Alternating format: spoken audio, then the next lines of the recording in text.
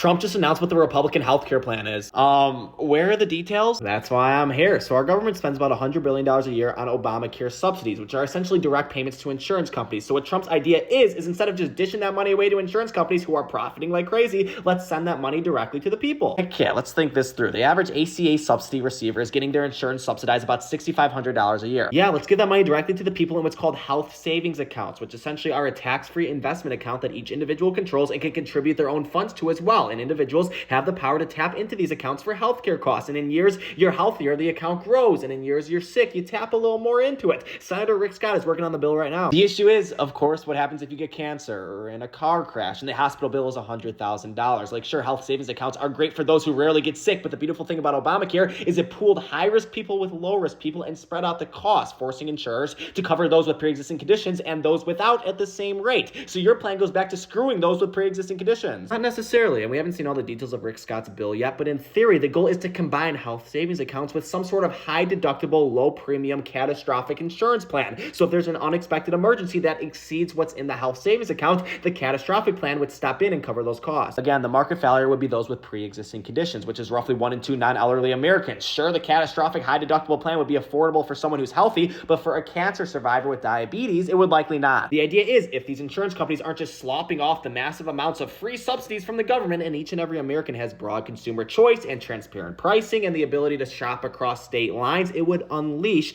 competition in the healthcare sector, forcing stupid shit like middlemen, PBMs out of the equation and drop prices for everyone. Again, you're missing the single most fundamental error of markets. When you don't have something like the ACA regulating them, they price out unprofitable consumers, which in this case are the most vulnerable Americans. Well, if we bring down healthcare costs overall through competition, that will lower Medicare and Medicaid costs as well. And I'm sure Senator Scott and the Republicans will have some sort of contingency plan with those freed up dollars available for those with pre-existing conditions. If there's a contingency plan for some, why not just Medicare for all? Look, only about 80% of premium dollars sent to insurance companies pay for healthcare costs. About 3% is profit, and the rest is operating expenses, which includes shit like advertising and hiring people to ensure those profits remain high. Meanwhile, Medicare administrative costs are only 2% of its total funding, so we could be a lot more efficient right there. Well, for a country $37 trillion in debt, Medicare for all would cost the government trillions of dollars a year, and you got to realize that would give free healthcare to a lot of rich people and the over 60% of Americans under the age of 65 who have employer-based healthcare. The cost would shift from those corporations to the taxpayer. Well, it would be accompanied by raising taxes on the rich and corporations, ensuring they pay their fair share. If we're talking efficiencies, remember the 2% administrative cost. I just think a competitive market beats the government, who has no competition, by the way, any day of the week. Again, markets don't account for sick people who have no money. There will still be Medicaid, brother. At this point, I don't know.